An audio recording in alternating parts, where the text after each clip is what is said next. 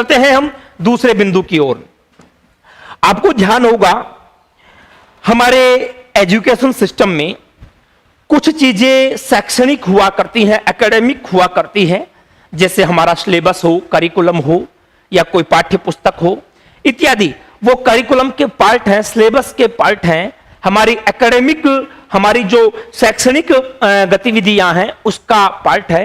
लेकिन कुछ गतिविधियां ऐसी होती हैं जो पढ़ने वाली गतिविधियों के साथ चलती है। क्योंकि आपको पता होगा शिक्षा का मुख्य उद्देश्य एक तरफा विकास न होकर के चहुमुखी विकास हुआ करता है।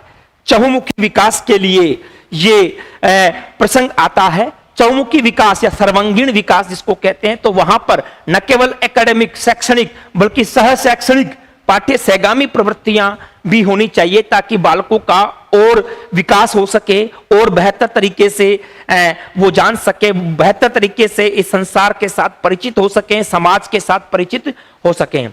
इनको हमने दो भागों में बांटा है, साहित्यिक और सांस्कृतिक, लिटरल और कल्चरल। आपने देखा होगा विद्यालय के अंदर विभिन्न प्रकार के गीत, विभिन्न प्रकार के नाटक, विभिन्न प्रकार के एकांकी इत्यादि जो होते हैं वो कल्चरल इवेंट्स में माने जाते हैं। जैसे 15 अगस्त, 26 जनवरी इत्यादि जो सांस्कृतिक कार्यक्रम हैं उनको भी कल्चरल इवेंट्स में माना जाता है। और एक होता है पाठ्य सहगामी प्रवृत्तियों में साहित्यिक, लिटरल। जो साहित्य का मतलब एक तरह से देखा जाए हमारे एजुकेशन सिस्टम के साथ जो चीज है वो उसका एक साहित्यगत पार्ट है, क्योंकि साहित्य का मतलब होता है साहित्य भाव है, साहित्यम। इस प्रकार से दो जगह बांट सकते हैं। सबसे पहले मैं साहित्यिक प्रवृत्तियों की बात कर लेता हूं, जो लिटरल हमारी एक्टिविटीज हैं। ये एक्टिविटीज देखो, सांस्कृतिक के अंदर नृत्य, संगीत इत्यादि आ जाते हैं, उनसे भिन्न अलग प्रकार का ये एक्टिविटी मानी जाएंगी। जैसे वाद विवाद है।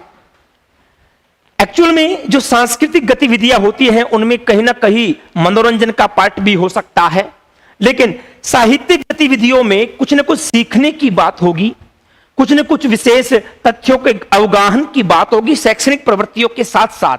जैसे वाद विवाद एक बौद्धिक स्तर का शास्त्रार्थ है, एक तरह से मान लीजिएगा। किसी विषय के पक्ष विपक्ष को लेकर के, उसके गुण अवगुण को लेकर के, गुण दोषों की चर्चा करते हुए उसमें कौन सा सही है, कौन सा गलत है इत्यादि के प्रसंग को रख करके यहां पर वाद विवाद का जो कार्य होता है उसको हम साहित्यिक गतिविधि कहते हैं। इसी प्रकार से भाषण के अंदर भी कोई शीर्षक विशेष दे दिया, उसके आधार पर भाषण देना।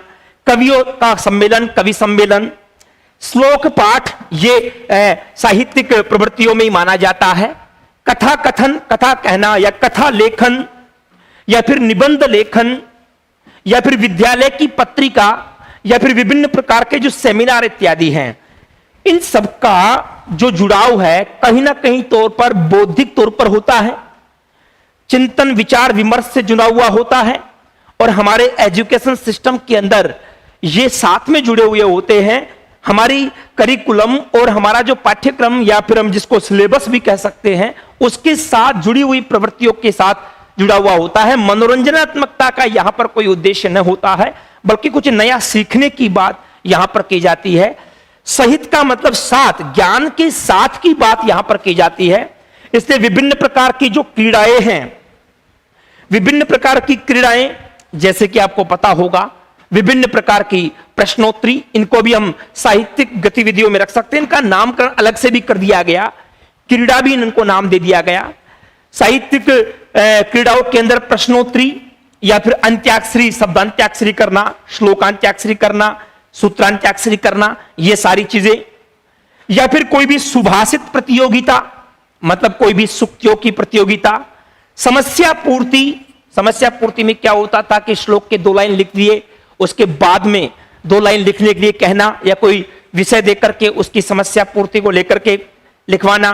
पहेली इत्यादि पूछना, चुटकुले इत्यादि। अब देखो, पहेली और चुटकुलों के माध्यम से, यद्यपि चुटकुलों के माध्यम से विशेष तौर पर मनोरंजन भी हो सकता था, लेकिन इनके माध्यम से नए नए शब्दों का ज्ञान देना इत्यादि हो सकता है। शब्द क्रीड़ा, पठन स्पर्धा इत्यादि, ये सारे के सारे साहित्यिक क्रीड़ाओं के अंदर स्वीकार किए जाते हैं। इनको साहित्यिक खेल कहा जाता है, जबकि सांस्कृतिक गतिविधियों में देखना, देखो नाटक, नाट्य अभिनय, नाटक के विभिन्न प्रकार जितने भी हैं सारे के सारे आ जाएंगे, एकांकी आ जाएगा, गीत संगीत आ गया, विभिन्न प्रकार के जो कार्यक्रम हैं, संस्कृत दिवस का आयोजन, कोई जयंती का आयोजन इत्यादि, ये सारे के सारे यहां पर आ जाएंगे।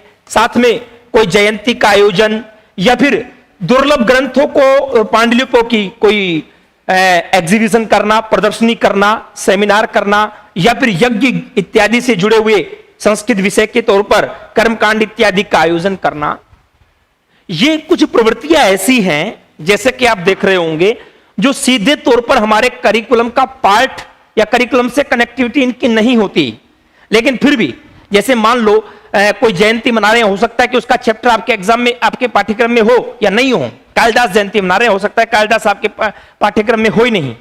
तो ऐसे प्रसंगों को हम सांस्कृतिक गतिविधियों के प्रसंग में स्वीकार करते हैं। सबसे पहले हमारे पास यह प्रसंग आया, साहित्यिक प्रवृत्ति और सांस्कृतिक प्रवृत्तियों में क्या अंतर होता है इसके बारे में।